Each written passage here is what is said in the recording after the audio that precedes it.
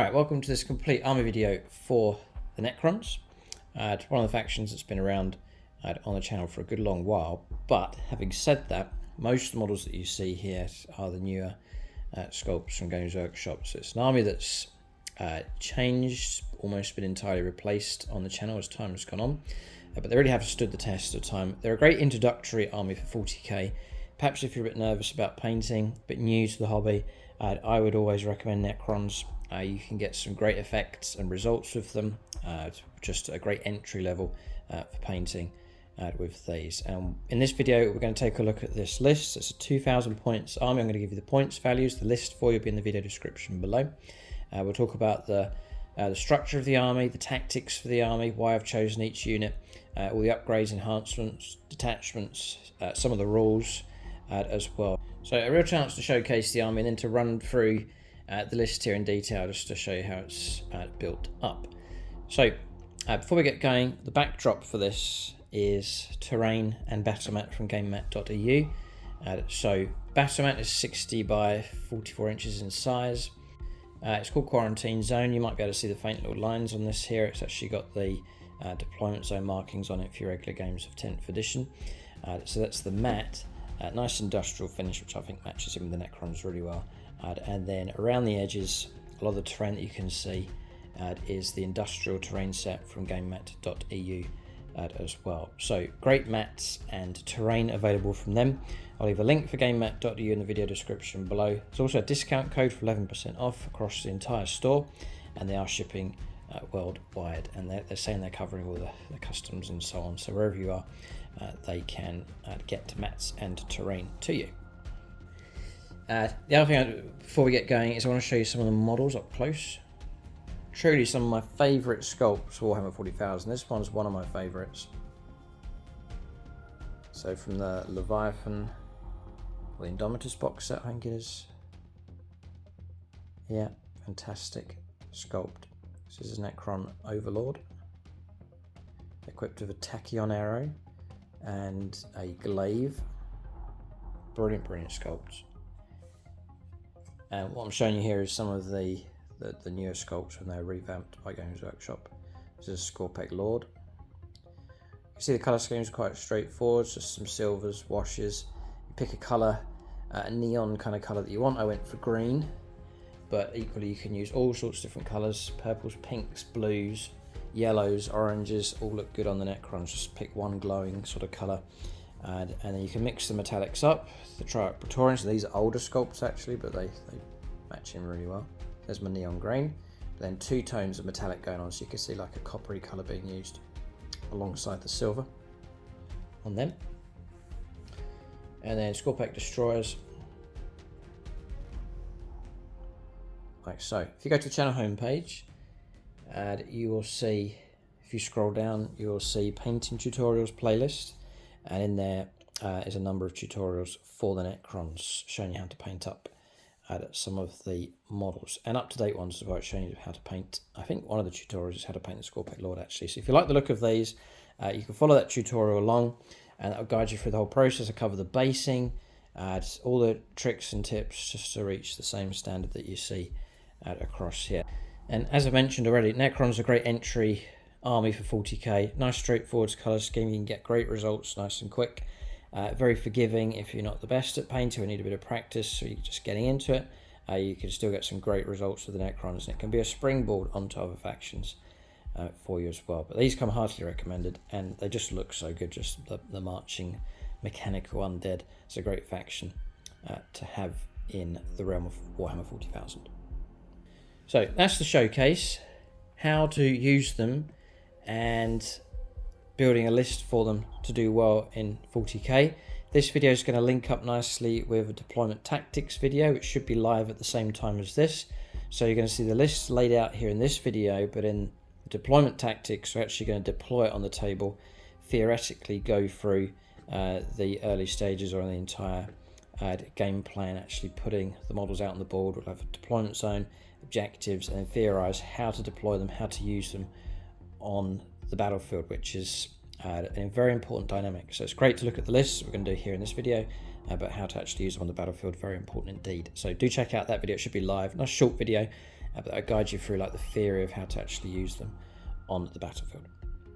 So first up, Necrons. The theme for Necrons, the lore and the theme, the way they work, the undead, hard to kill, the ability for them to resurrect from the dead, to come back, to repair themselves with their living metal. And so that's to give you an idea on the Necrons. They're an army that just won't go away. They're an army that's hard to get rid of. So durability is one of the key words here for the Necrons. I'm trying to build a list that has durability, that's hard to get rid of, or when you think you have it reduced down, it starts to build itself back up again. And that can make it very dangerous down through the different editions of Warhammer 40,000. But for 10th edition, it's important because in the middle and later stages of a game, you really can rake in a lot of points, and that can really decide who the winner is. You know, you can lock horns with the opponent, fight for the first few turns, and then if you have more durability in them, then you can start to dominate the table turn 3, 4 and 5, and then you're raking more points and you're going to win the game. So durability is key. I've built in some units here that I think are tough enough, can soak up damage and then build themselves back up again. And so Necrons is going to be a mix of stuff going on. There's firepower for sure, close combat definitely, which you're going to need. For 10th edition, it's all about the control of the middle ground, so the middle objectives. And usually, the usual setup is you have an objective, the opponent has an objective, and usually there's 3 objectives in no man's land, it's the middle of the table. And so 10th edition has been quite a nice fit for my Necrons, because usually they like to fight in the middle of the board anyway. And so you're going to see some builds here which are designed to snatch and grab the middle of the table, hold it, and then just build up on that strength throughout the game. So that's the theme for them: durability, the strong steady march, and domination of the center of the table. If you're able to do that, you'll win your games with these.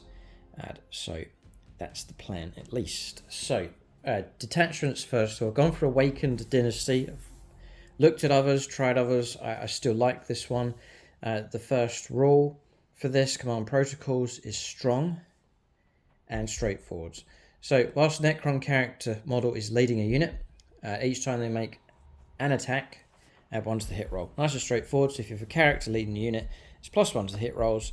You get it all the time. It's very strong. Usually going to be taking you from a 4 up to a 3 up for shooting or close combat, or from a 3 up to a 2 up, making you really, really reliable in close combat or shooting. And that applies to shooting or close combat, so it's just a really strong roll. It suits my tastes well because I like the individual smaller characters for the Necrons. I find it very hard which ones to drop. I've actually got 5 characters in my list, and so each unit that they join is going to get +1 to the hit rolls. I think it's really, really strong. Skorpekh Destroyers. Skorpekh Lord will go with the Skorpekh Destroyers. Taking the entire unit to 2s to hit. It's insanely good. I have a small character to go with each of the Necron Warrior squads. That'll boost them from 4s to hit with all of their shooting and all of their close combat up to 3s. And then this one, really, really helpful as well. A Cryptek to go with the Wraiths to give them +1 to the hit rolls. Quite crucial, taking them from 4s, which is pretty poor, up to 3s.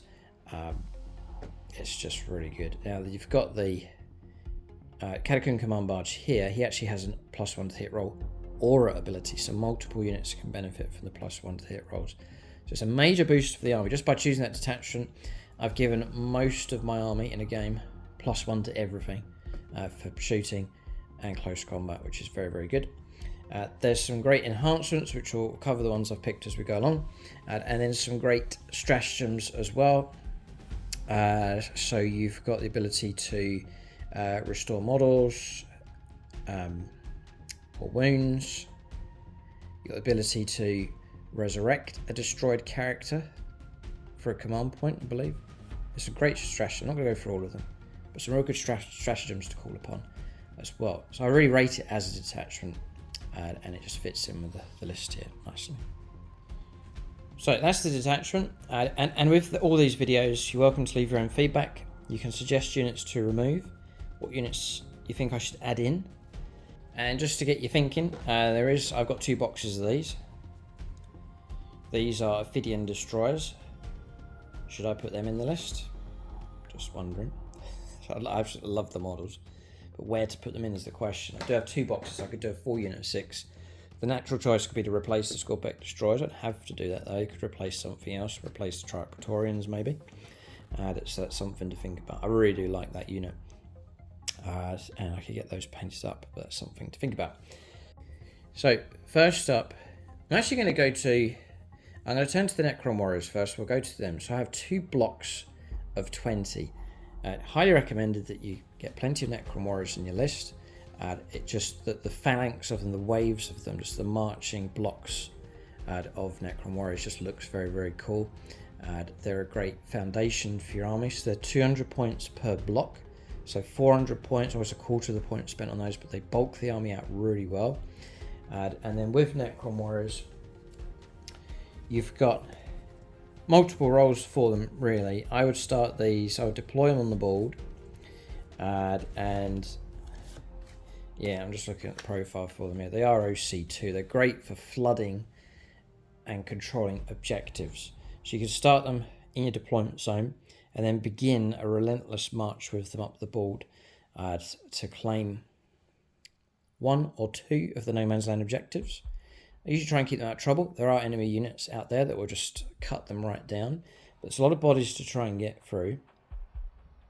And obviously with them, the ability to start restoring models through your own Necron rule, reanimation protocols, also strash them to help them out as well, just to boost up the numbers.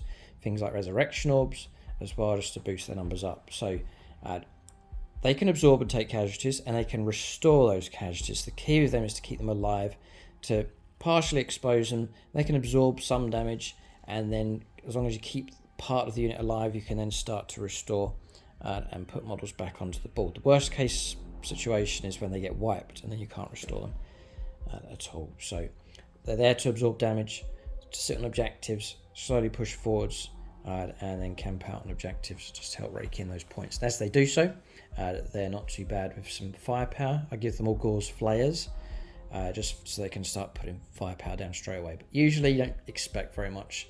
They're not as good in this edition with their shooting, and so I don't expect them to do too much to the opponent in the game. But just if they can survive, camp out on objectives, then that's great. So they're not my vanguard units to lead the attack. They're there as follow-up type units after my other surging units have gone forwards. Sometimes one unit will hold the home objective, or both will push out. It depends what the scenario is. Sometimes your home objective isn't that important, and so there's the need to push up. So they're vulnerable enough.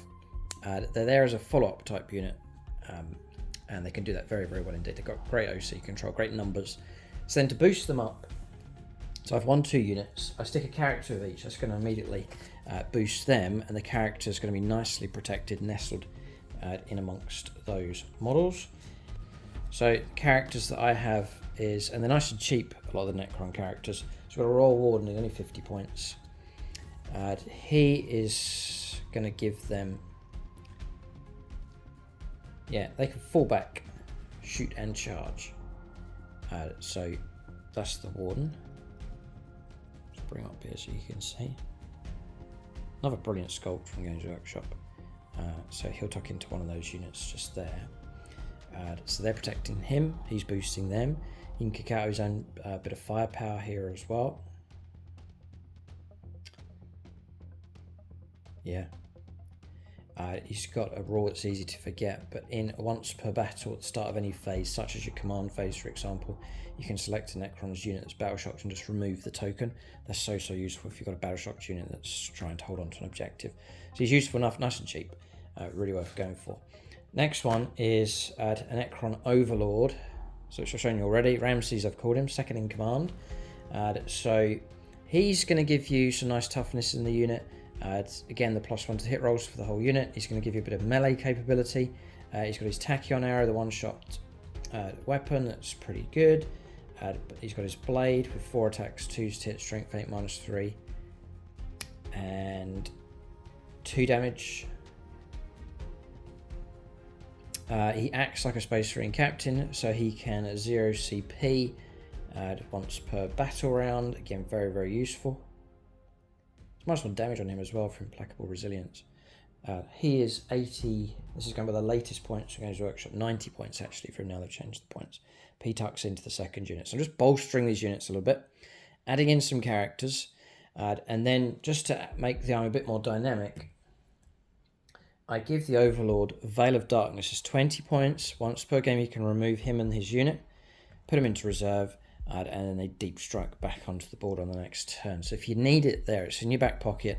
If whatever situation comes up, you need to relocate with them to ambush an enemy unit, or to get somewhere else from the board for whatever reason, then you can do that with those. It's a very useful thing to have for 20 points. Don't always use it, but it's there if you need it.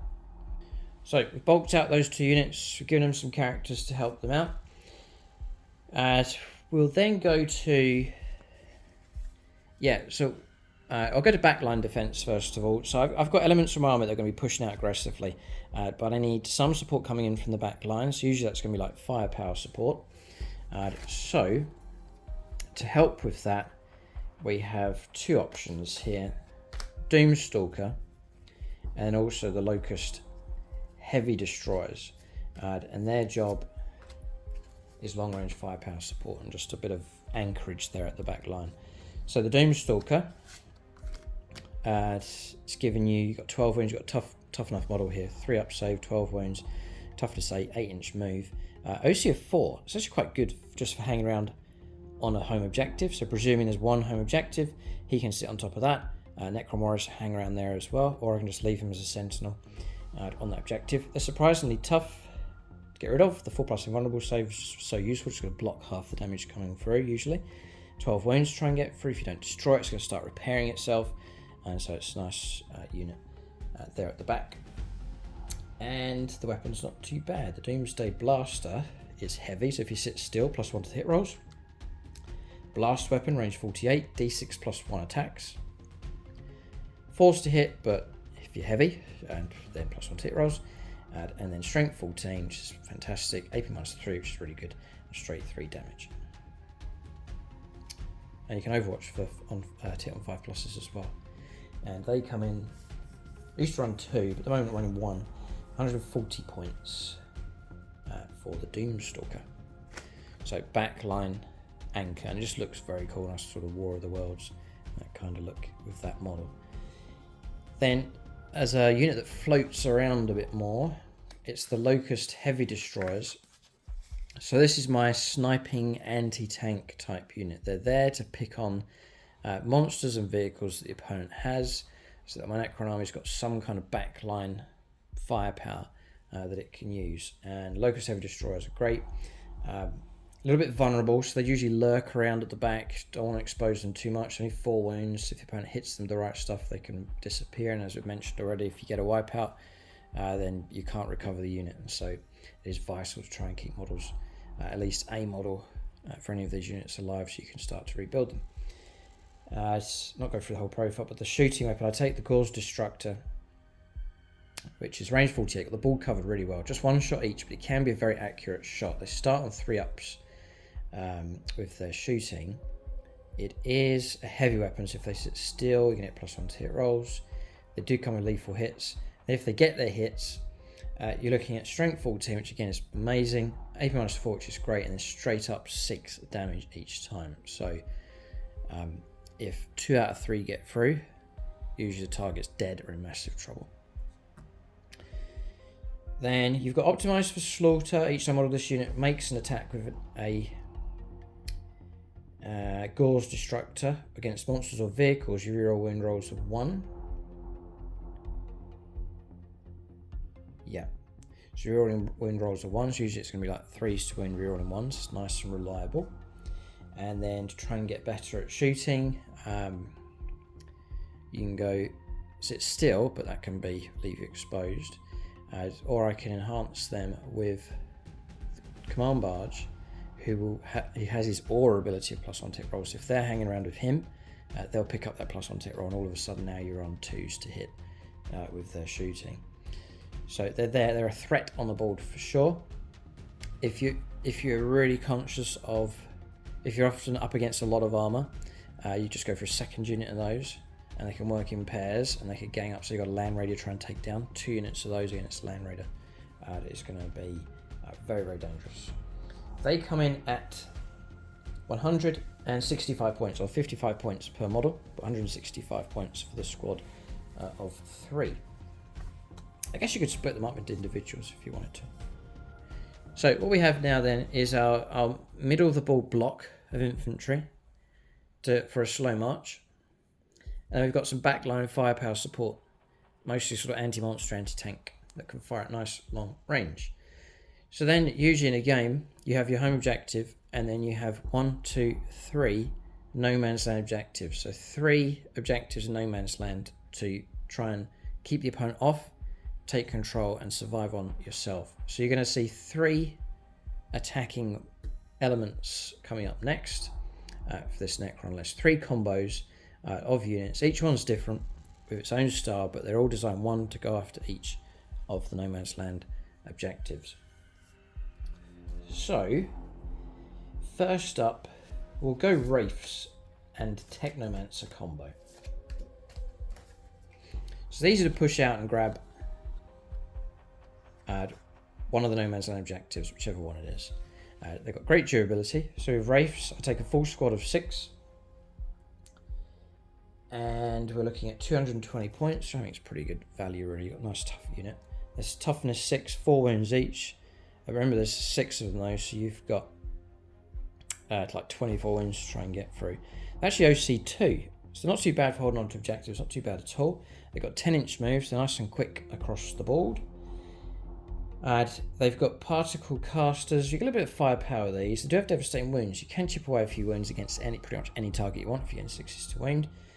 They've got a 3-up save, crucially a 4+ invulnerable save, which makes them a nightmare to try and get rid of.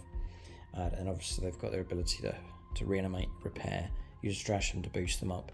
And there's been plenty of times in the game where I've lost half of them, or Mike's been using these, he's lost half, and then they start repairing themselves and gaining back their strength. Whilst the opponent's been drained of strength, not being able to recover models or wounds, these are regaining their wounds and then just gaining in strength. And you're sort of tipping the game in your favour as time goes on.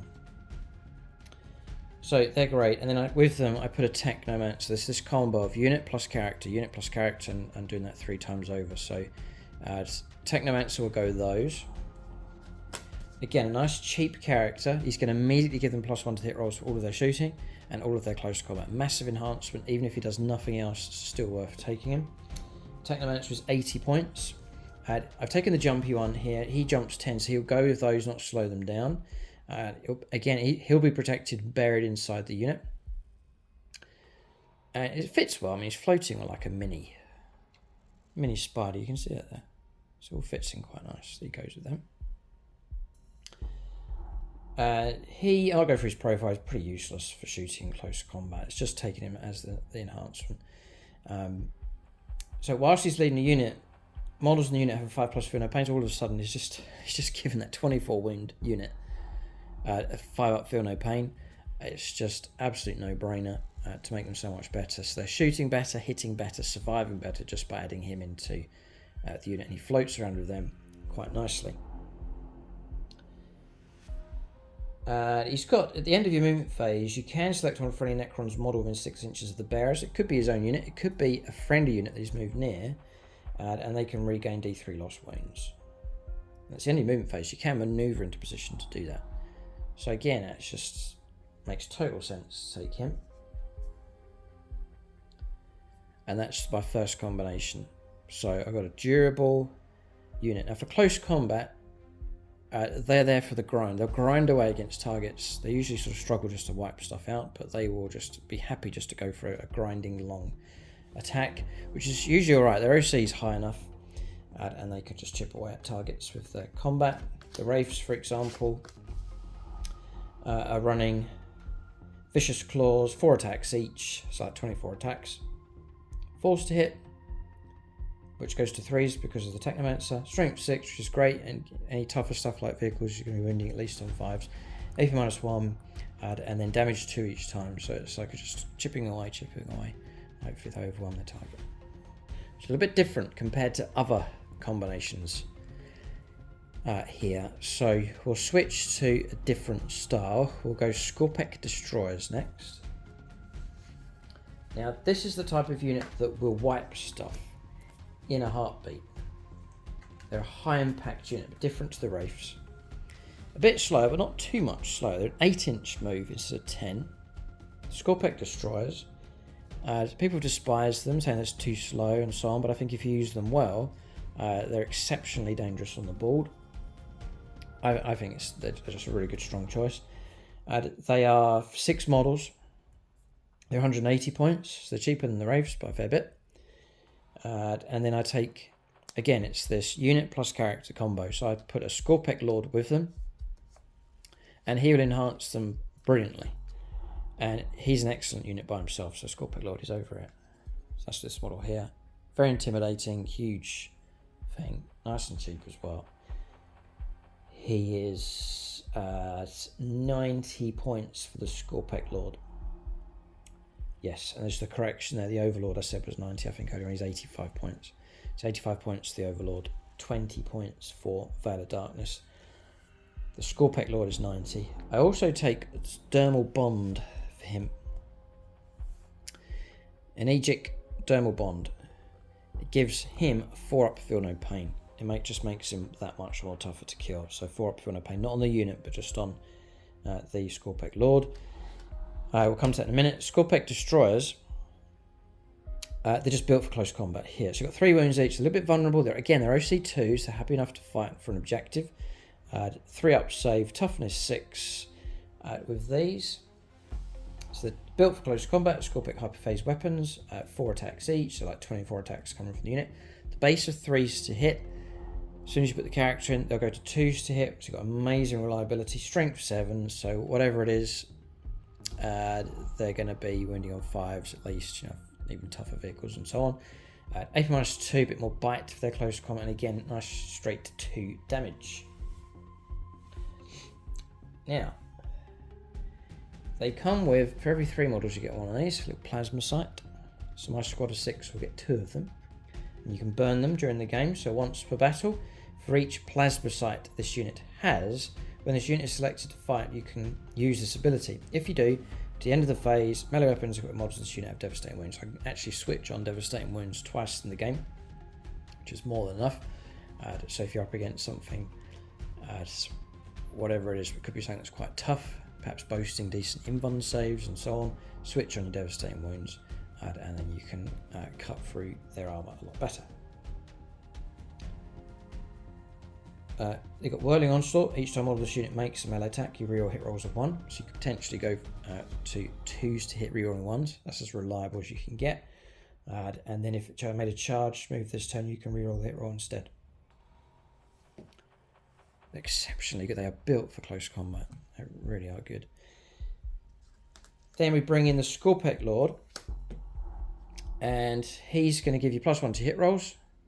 So, exceptionally reliable hitting in close combat. He strikes well in close combat. He's got the Flensing Claw, which is 2s to hit, strength 6, -1 damage, 8 attacks.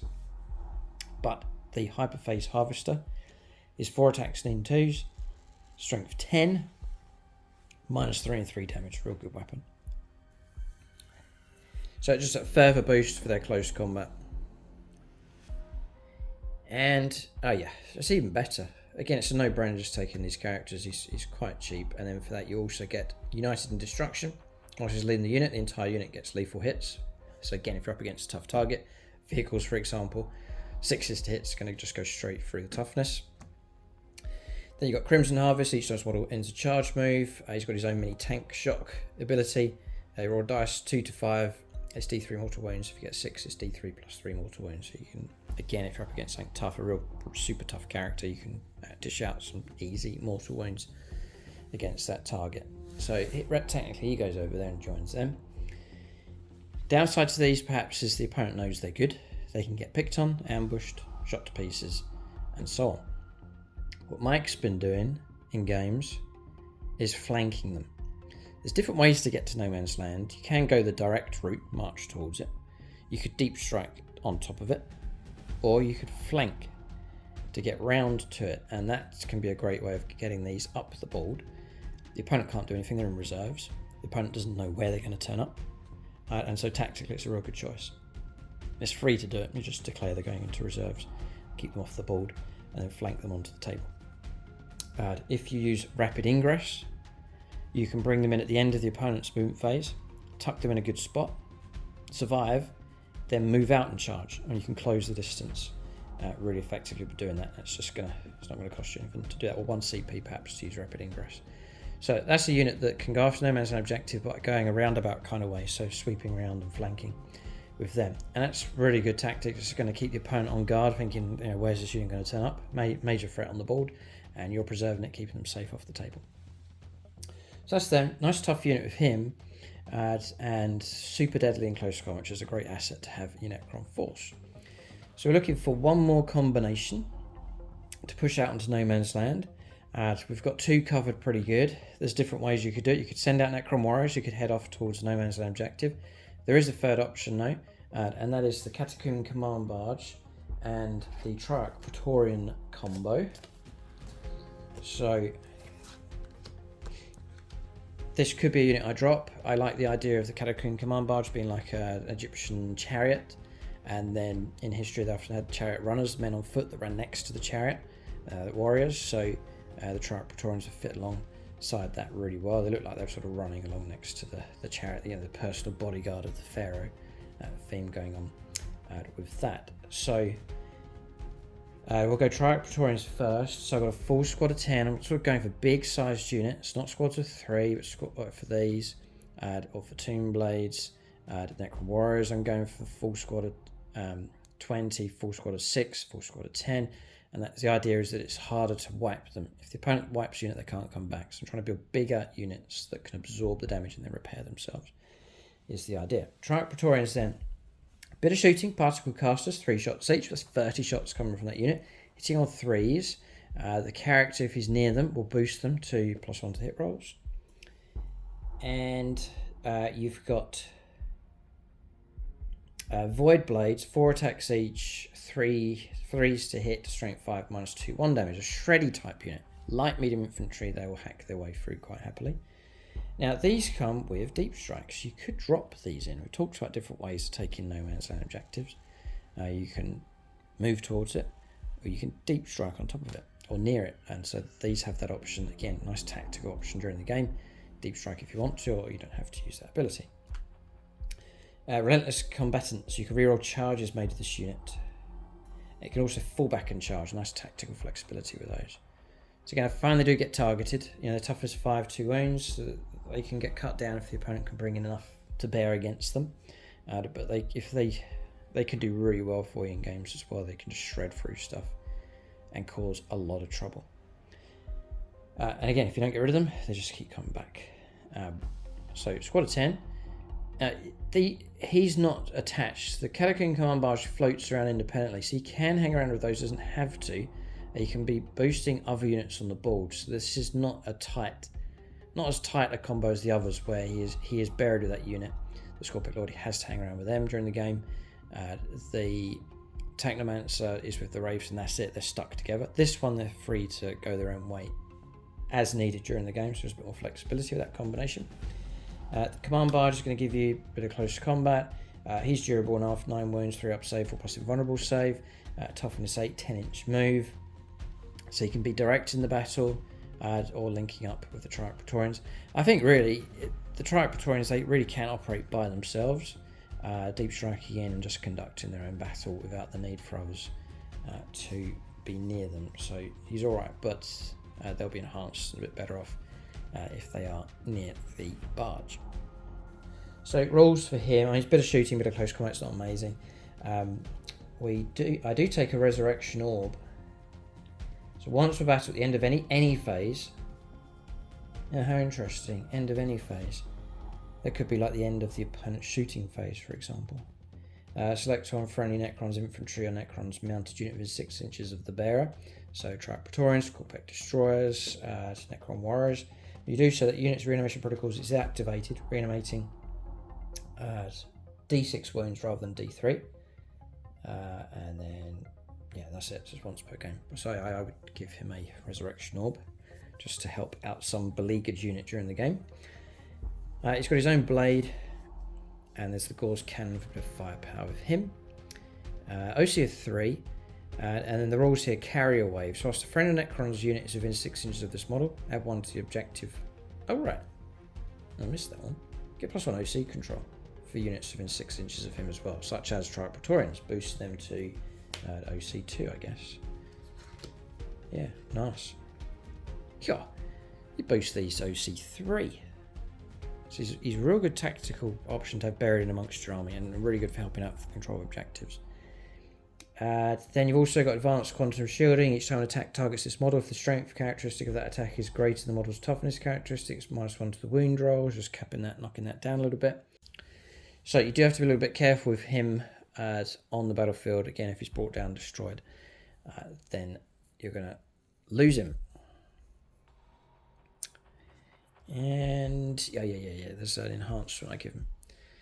So we've done Veil of Darkness for the relocation, we've done Dermal Bond for the 4-up Feel No Pain, and then we go to Phasal Subjugator, and it's 35 points. Necrons model only lasts for any Necrons unit excluding characters within 6 inches of the bearer. Each time model in that unit makes attack, it's +1 to hit roll. So it's an aura ability for his +1. That's going to benefit anyone that's near him, either with shooting or close combat. So sometimes in the game we'll be hanging around with backline units, providing +1 for their shooting if needed. Or he can be boosting as other units like the Tomb Blades over there, give them a boost. Triarch Pretorians, boost them. So that's an option with his Phasal Subjugator. 1 unit left. This is a free floating unit, and that is Tomb Blades. Squad of 6, 150 points. God, 150 points for them. I'm just thinking, because the Ophidian Destroyers are 160, it's only 10 points difference. I do have some spare points in the list. That could be a straight swap. But with Tomb Blades, you're getting some firepower support. 2 wounds each, OC of 2. Again, it's pretty good. 4-up save. It's the particle beamers I like, because they've got devastating wounds. They're useful for causing damage against pretty much anything. Range 18. D6 shots each, so 6 D6 shots at 3s to hit base. If he's near them, you give him 2s to hit, right? It's mad. Strength 5, but remember you got the potential devastating wounds. It's a blast weapon as well, so really dangerous against hordes. And then they've got Scouts 9, so it's a nice maneuverable type unit. In your phase for invasion engrams, after this unit is shot, you can make an all move up to 6 inches. If it does until the end of the turn, the unit is not eligible to declare a charge. So you've got a bit of maneuverability with that. And the way this works is you can't take all these powers, you have to pick some. So yeah, the way it works is I don't take shield veins. If you do, you get a 3-up save instead of 4-up, but you lose 2 inches off your move. I like the speed on those. So usually you can boost your save up to a 3-up. If you like gaining cover, for example. Anyway, so I like to keep the speed. So usually don't take shield veins, but it's there if you want it. The other 2 options are shadow looms. You can get stealth, -1 to hit them. It's quite good. But I usually go for nebula scope, which means their shooting ignores cover just to try and make a bit higher impact with your firepower. So that's the combo I go for. The Tomb Blades, they're a free floating unit, so they're for a bit of firepower support. Useful units for floating around. Sitting on objectives, grabbing objectives, useful. In that way, Mike uses them as bait sometimes, just to move them out, draw the opponent in, and then attack with other units. So they can be used in different ways. But dynamic, useful unit. If you've got a gap somewhere or something that needs done, just have the Tomb Blades there at your disposal. So for that list, total points, according to my calculations, comes to 1,985 points, so a few points spare, which is handy to have. The way the points keep changing now for 40k, it's handy to have a few points in the bag, just to adjust as those changes come along. So let us know what you think of the list. By all means, you can see this list in action in our different battle reports. Also check out the deployment tactics video. It's linked to this one, so you can actually see how this list would deploy on the board. We've talked a lot about objectives and taking them, but how does that look on the battlefield? Then do check out that video. I mentioned painting tutorials already. That's a great resources for you for the Necrons. And then just a shout out again for the terrain. Nice lovely backdrop, industrial backdrop for this one. And so that's Battlemat and Terrain from gamemet.eu. Link for them in the video description below. If you enjoy this series, I'm planning to run it for all of the factions enjoying putting this series together. It's a nice chance to showcase the armies. Do give us a thumbs up, leave a comment, really does help the videos, and hopefully we'll see more in this series for the different factions going forwards. Thanks for watching. Tune in next time.